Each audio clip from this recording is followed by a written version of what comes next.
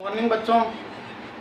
अब हम क्रिया और क्रिया का जो सकर्मक क्रिया पीछे पड़ी थी उसी के दो भेद पढ़ रहे हैं। सकर्मक क्रिया के दो भेद होते हैं, एक कर्मक क्रिया, द्विकर्मक क्रिया। एक कर्मक का मतलब है एक कर्म, जिसमें एक ही कर्म होता है वो एक कर्मक क्रिया होती है। जिसमें द्वि यानी दो कर्म होते हैं वो द्विकर्मक क्रिया होती है। आइए इसे उदाहरण द्वारा समझते हैं। राम आम खाता है, ये एक कर्मक है क्योंकि इसमें एक ही कर्म है। राम आम खाता है, आम एक कर्म है। माँ ने बच्चे को दूध पिलाया, द्विकर्मक, इसमें दो कर्म है। क्या पिलाया? दूध पिलाया। किसको पिलाया? बच्चे को पिलाया।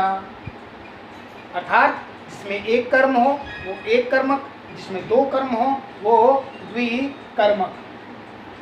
क्या क्या पिलाया? दूध पिलाया। किसको पिलाया?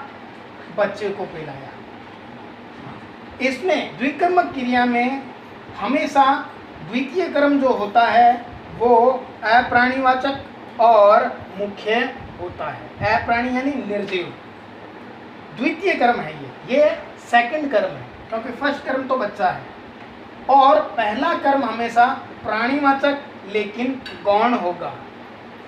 ये बात याद रखने योग्य है। तो बच्चों ये रही यहाँ पर सकर्मक क्रिया। आगे बढ़ रहे हैं हम अकर्मक क्रिया। जिस क्रिया का प्रभाव कर्ता तक ही सीमित हो, जिस क्रिया का प्रभाव कर्ता तक ही सीमित हो उसे हम अकर्मक क्रिया कहते हैं। राम गया, मोहन रो रहा, इस तरह से ये अकर्मक क्रिया हुई।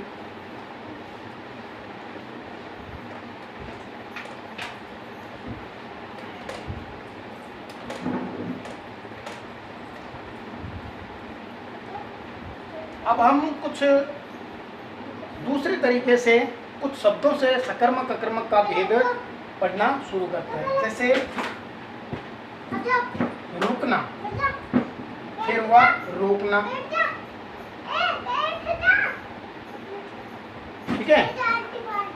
लुटना, फिर हुआ लूटना।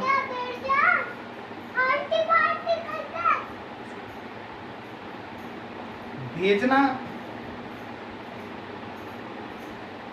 ये क्रियाएं हैं। जैसे रुकना, तो हम सेंटेंस बनाएंगे राम रुकता है।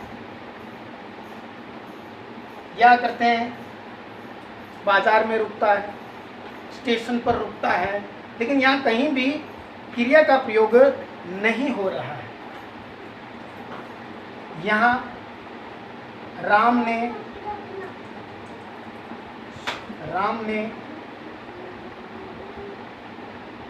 मोहन को रोकना चाहा,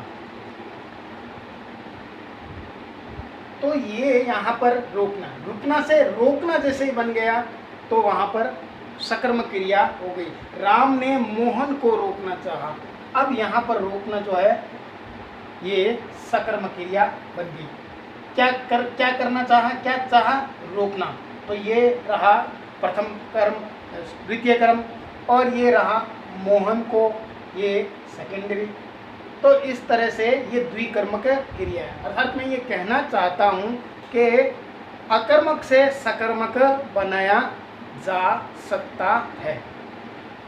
इसी तरीके से लूटना, मैं लूट गया, लूटना, मेरा सब कुछ लूट गया। क्या लूट गया?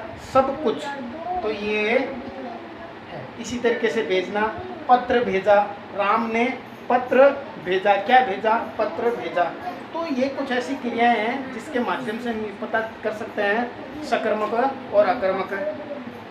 और भी अनेक क्रियाएं होती है, जैसे हंसना, ये अकर्मक क्रिया है। हंसाना ये सकर्मक क्रिया है। चलना अकर्मक क्रिया है। चलाना